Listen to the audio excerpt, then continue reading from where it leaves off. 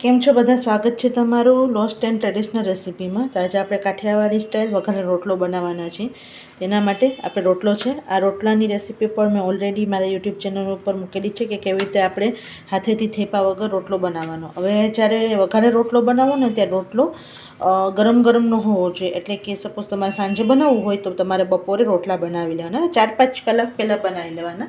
હવે એના માટે પહેલાં આપણે રોટલાને આવી રીતે નાના નાના કટકા કરી લેશું. તમારે જેવા ગમતા હોય, પણ સાવ ભૂકો નહીં કરી નાખવાનો, તો નહીંતર નહીં મજા આવે. તો આવા નાના નાના તમારે કટકા કરી લેવાના છે. હવે રોટલો વઘારવા માટે આપણે અહીંયા ગેસ ચાલુ કરી દીધો છે. થોડુંક તેલ લેશું. તે તમારે વધારે ગમતું હોય તો વધારે પણ લઈ શકો. આપણું તેલ ગરમ થાય એટલે આપણે રાઈ નાખશું.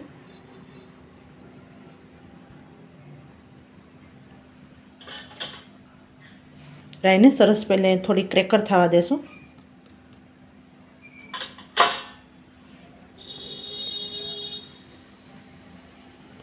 તમારી પાસે જો રોટલો તૈયાર હોય ને તો 5 થી 7 જ મિનિટમાં સરસ વઘારે રોટલો તૈયાર થઈ જાય છે. આજે હું તમને જે રીતે બતાવું છું તમે એ રીતે બનાવો છો કે નહીં મને ચોક્કસ જણાવજો. અને તમે મારા વિડીયો ક્યાંથી જોવો છો, કયા સિટીમાંથી જોવો છો, તો મને પણ આનંદ આવે કે મારા વ્યુઅર્સ ક્યાંથી જોવે છે એ પણ મને ચોક્કસ જણાવજો. અને જે હજી સુધી સબસ્ક્રાઈબ જૂના છે અને એને બેલ આઇકોન ન દબાવો તો બેલ આઇકોન દબાવી ઓલ દબાવી દેજો, જેથી બધા વિડીયોની નોટિફિકેશન આવે અને તમને તુરંત વિડીયો જોઈ શકો. હવે એની અંદર જીરું નાખશું, થોડાક મરચાં નાખશું, મીઠા લીમડાના પાન નાખશું અને ગેસનું ફ્લેમ બિલકુલ સ્લો કરી દેશું. હવે એની અંદર લસણની ચટણી નાખવાની છે. તો આપણે જે ઘરે રેગ્યુલર જે બનાવતા હોય ને એ જ લસણની ચટણી છે. અને એને છે ને જો તેલ સાથે જો સોતરેલી હોય ને ચટણી તો કંઈ પ્રોબ્લેમ નથી, તો તમારે આ સોતરવાનું સ્ટેપ સ્કીપ કરી દેવાનું. મારે આ સોતરેલી ચટણી નથી એટલે હું 1 મિનિટ માટે ધીમા તાપે એકદમ સોતરીશ, એટલે આપણે છે ને બળી ન જાય ચટણી. સરસ સોતરાઈ જાય ને એટલે થોડુંક પાણી નાખશું. આપણે બળી ન જાય મસાલો એટલા માટે સાવ નાનો અડધો ગ્લાસ જેટલું જ પાણી નાખવાનું છે.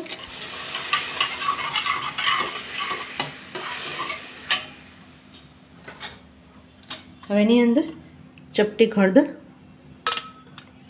ચપટી હિંગ, સ્વાદ પ્રમાણે મીઠું, કારણ કે આપણે રોટલામાં મીઠું નથી એટલે મીઠું અત્યારે આમાં નાખવાનું રહેશે. અને હવે એની અંદર છાશ નાખવાની છે. જો તમે સીધી છાશ નાખી દેશો ને તો ઘણી વખત ફાટી જાય, એટલે તમે મીઠું નાખીને છાશ નાખશો તો નહીં ફાટે. તો આપણે 1 વાટકો છાશ નાખી અને હજી 1 વાટકો છાશ નાખશું. ટોટલ 2 વાટકા જેટલા છાશ નાખશું. અને હવે એને મીડિયમમાંથી થોડુંક હાઈ ફ્લેમ કરશું અને કન્ટિન્યુઅસ જ્યાં સુધી ઉભરો ના આવે ને ત્યાં સુધી આવી રીતે ચલાવવાનું છે, જેથી છાશ ફાટવાનું બિલકુલ 0 ચાન્સીસ રહે. તો ઘણાને છાશ ફાટી જતી હોય છે, તો તમે જો આવી રીતે થોડુંક ચલાવો ને જ્યારે છાશ નાખ્યા પછી તો બિલકુલ છાશ ફાટતી નથી. હવે આ ટાઈમે છે ને આપણે લસણની ચટણી બનાવેલી હોય તેમાં ઓલરેડી આપણે લાલ મરચું નાખેલું હોય. તો તમારે હજી વધારે તીખું ભાવતું હોય અથવા કલરમાં લાલ જોતું હોય તો ઉપરથી ફરીથી લાલ મરચું પાવડર નાખી શકો, પણ હું અત્યારે નથી નાખતી.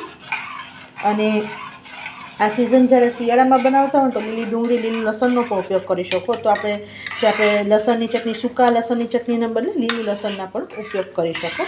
અને જો જૈન બનાવવા માંગતા હોય તો લસણની ચટણી બિલકુલ સ્કીપ કરી દેવાની અને બીજી બધી વસ્તુ એઝ ઇટ ઇઝ રાખવાની છે.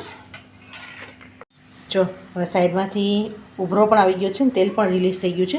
આ ઉભરો આવ્યા પછી જ તમારે રોટલો નાખવાનો છે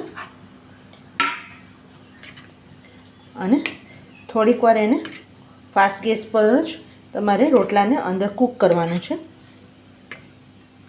રોટલો ઓલરેડી કૂક જ હોય, પણ આ બધા મસાલા સાથે ઇનકોપરેટ બધો મસાલો થઈ જાય ને અને એક સરખું એક રસ વળી જાય ને ત્યાં સુધી. હવે વઘારે રોટલો બે ટાઈપનો થાય. આ એક છાશવાળો થોડોક રસાવાળો રોટલો વઘારે રોટલો થાય, એક ડ્રાય વઘારેલો રોટલો થાય. સ્પેશિયલ વિન્ટરમાં જ બને, લીલી ડુંગળી લીલું લસણ નાખીને. એ એકદમ ઓસમ રેસીપી છે. તો આપણે શિયાળો આવશે ને ત્યારે ચોક્કસ એ રેસીપી તમને જણાવીશ, કારણ કે એના માટે બધું લીલી બધી સામગ્રી જોશે.